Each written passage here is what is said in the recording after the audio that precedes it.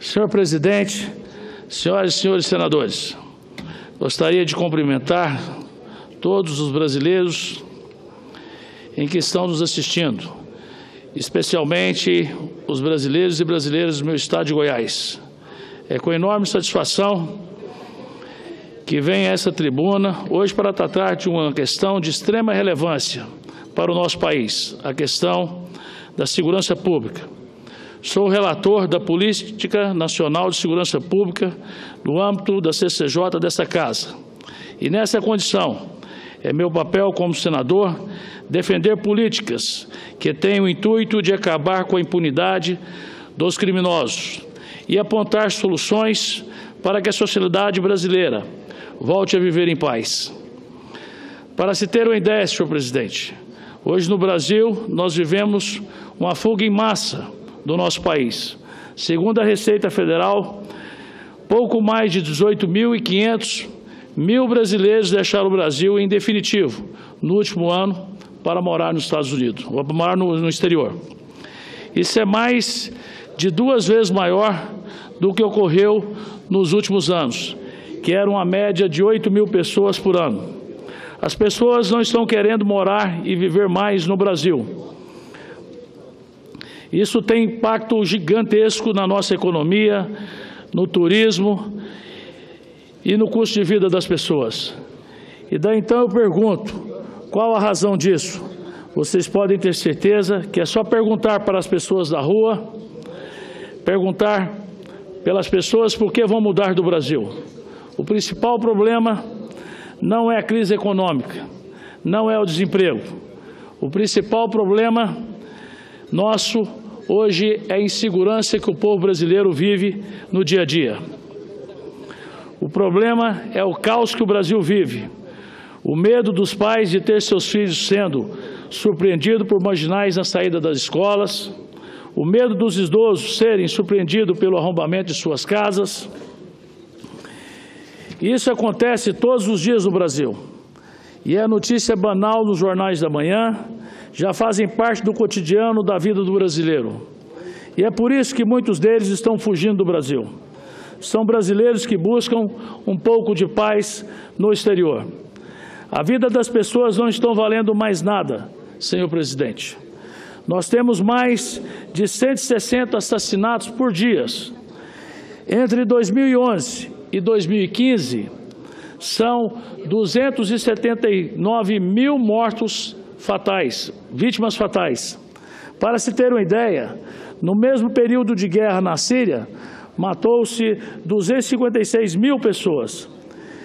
E nesses mesmos anos, cresceu em quase 8% o crime de latrocínio, ou seja, roubo seguido de mortes. Ou seja, senhoras e senhores senadores, no Brasil as pessoas morrem mais do que na guerra da Síria. A partir disso, podemos nos questionar se realmente somos um país que está em paz, ou se estamos em uma guerra interna, porque esses são os números de uma guerra. E essa guerra, muitas vezes, quem morre nesse fogo cruzado é o trabalhador, é o comerciante, é o empregado que está nas zonas rurais, são as pessoas cumpridoras de seus deveres como cidadão. Essas pessoas são mortas covardemente, como todos os dias. Senhoras e senhores, hoje o brasileiro é morto igual um cordeiro, é abatido, sem qualquer possibilidade de defesa, sem qualquer possibilidade de reação. Por isso,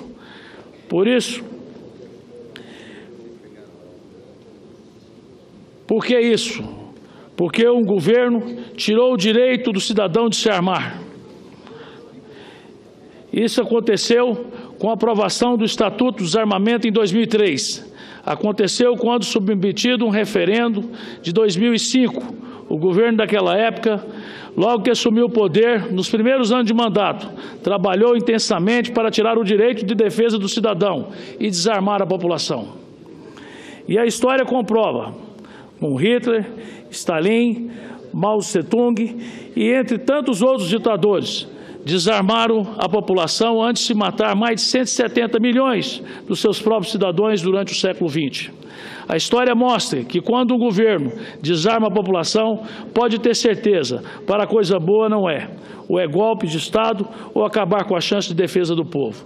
Ou seja, direito de se armar é coisa de regime político, onde se respeita a liberdade individual, onde se respeita as liberdades individuais, onde se respeita o direito das pessoas de se defender. Enfim, é coisa de democracia.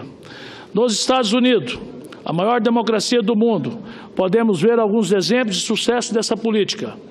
Na cidade de Kennesaw, no estado americano da Geórgia, quando aprovaram a lei que obrigava a cada casa a ter uma arma de fogo, a taxa de crime caiu mais de 50% ao longo dos 23 anos seguintes. A taxa de arrombamento, invasão de domicílio, despencou incrivelmente 89%. Na cidade de Chicago, alguns anos atrás, havia aprovado uma das mais rígidas leis de controle de armas de fogo dos Estados Unidos. O que houve com a criminalidade? A taxa de homicídio aumentou 17% em 2012, em relação a 2011. E Chicago passou a ser considerada a mais mortífera entre as cidades globais. Após essa catástrofe, a cidade de Chicago recuou e no início de 2014 voltou atrás e voltou a permitir aos cidadãos que andassem armados. A consequência foram: o número de roubos caíram 20%, o número de arrombamento caiu 20%, o número de furto de veículo caiu 26%, e já no primeiro semestre a taxa de homicídio na cidade recuou ao nível menor dos últimos 56 anos.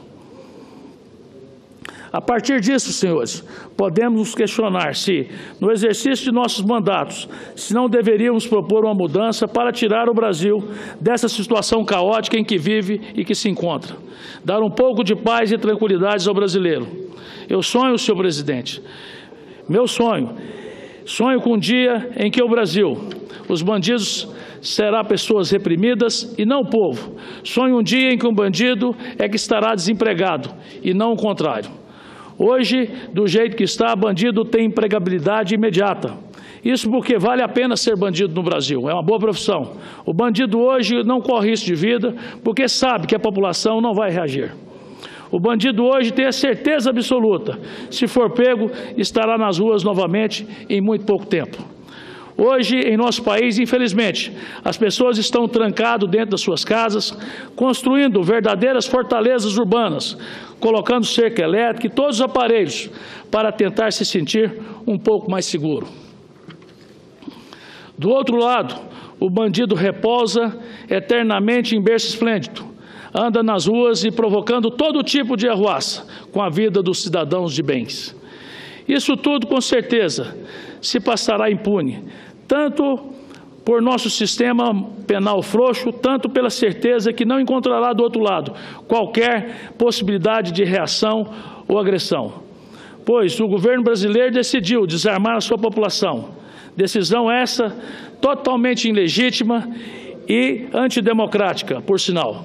Porque o Brasil teve um referendo em 2005 que perguntou para a população sobre se aceitava a circulação e comércio de arma de fogo. Apesar do governo ter certeza que a população era contra, querendo ter o monopólio das armas, o brasileiro votou favorável. Ou seja, a população quer ter o direito de se defender. Votou sim em referendo, onde 64% da população disse sim. E hoje é quase impossível adquirir uma arma de fogo no nosso país. Por isso, senhor presidente, eu propus um projeto que julgo ser de extrema importância para a população brasileira. Um projeto que tenta pôr um ponto final a essa questão. Um projeto em que convoca o povo para discutir um plebiscito, o direito de defesa. A população é soberana para decidir. E esse projeto é um projeto de decreto legislativo 175 de 2017, que cria um plebiscito para a revogação do Estatuto do Desarmamento. Nele, eu sugiro 3 perguntas a serem feitas para o povo brasileiro. São elas: se você é favorável ao porte de arma, ou seja, se as pessoas possam andar com arma junto com elas em qualquer lugar. Segunda pergunta, se você é favorável à posse de arma, ou seja, se as pessoas possam ter arma de fogo em suas casas para proteger a sua família e a sua propriedade. Terceiro, se você é favorável à porte de arma em regiões rurais, ou seja, se o morador de áreas rurais, onde a polícia não chega a tempo, possa possuir meio de defesa da natureza e dos criminosos. São 3 perguntas simples, mas necessárias. Com isso, acredito estar sendo bem ponderado e acho que devemos estimular o esclarecimento quanto a esse tema.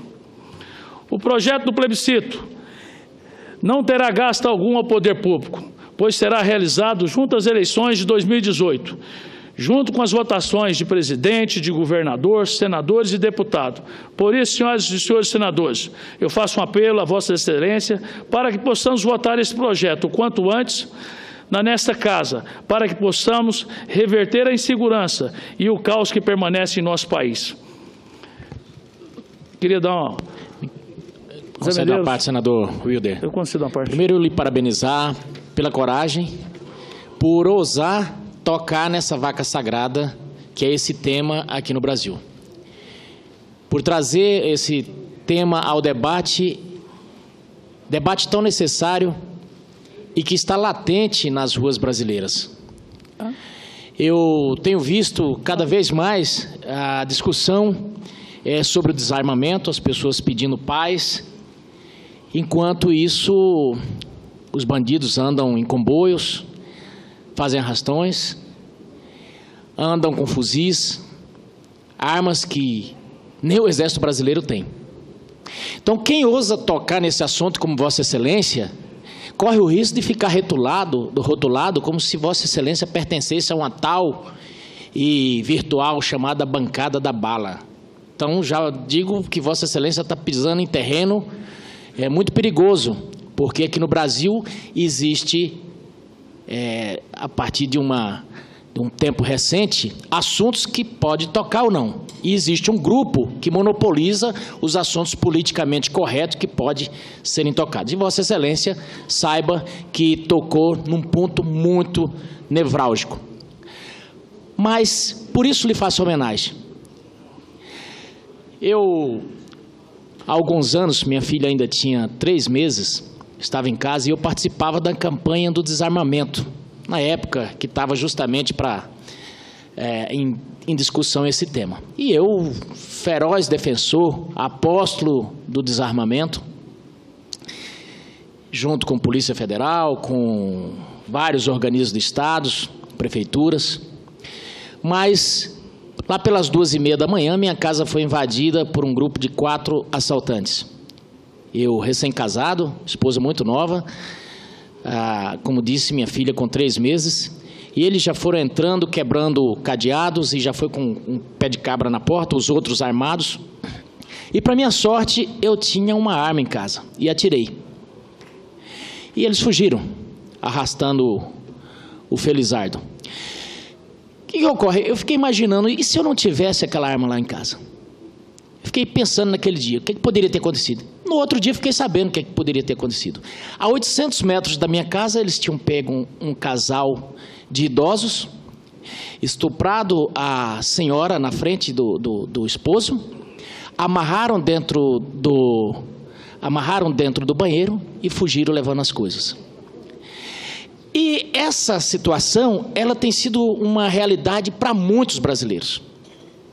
Brasileiros que estão à mercê, porque no sítio, por exemplo, ele não pode ter uma chumbeira, não pode ter uma espingarda de pressão de um calibre maior um pouquinho, porque vira bandido.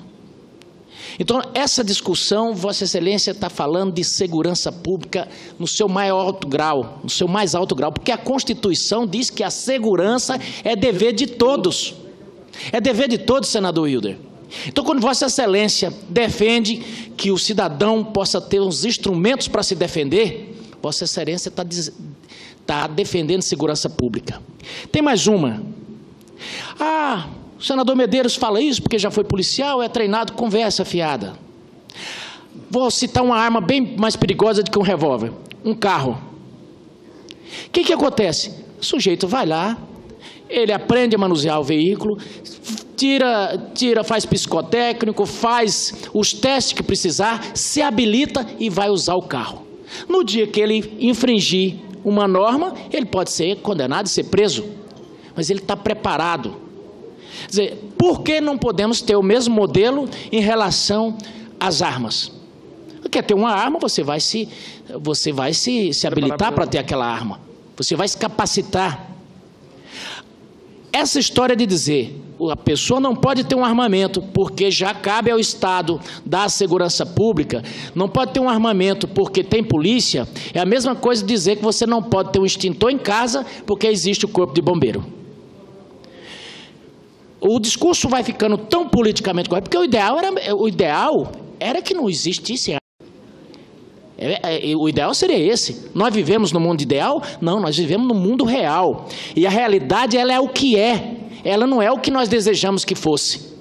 Então, quando Vossa Excelência vem aqui e fala essas palavras que está dizendo aí, Vossa Excelência está sendo o megafone, está sendo a caixa amplificadora do sentimento da população brasileira. Sentimento daquele sitiante que está lá no meio da Amazônia. Daquele sitiante que está lá no interior de Mato Grosso. Vossa Excelência está dando voz a essas pessoas. E nós precisamos desacralizar essas vacas sagradas. Nós precisamos debater o assunto. E nós precisamos, acima de tudo, além de debater, dar o passo, mais um passo. Eu cito, por exemplo, quando Vossa Excelência fala da segurança. Nós estamos... Esse argumento de que não se pode ter armamento porque existe polícia, cabe lembrar, e Vossa Excelência já lembrou, que só no Rio de Janeiro, mais de 100 policiais morreram assassinados. Nem a polícia está conseguindo dar segurança para ela própria. Tal o poder de armamento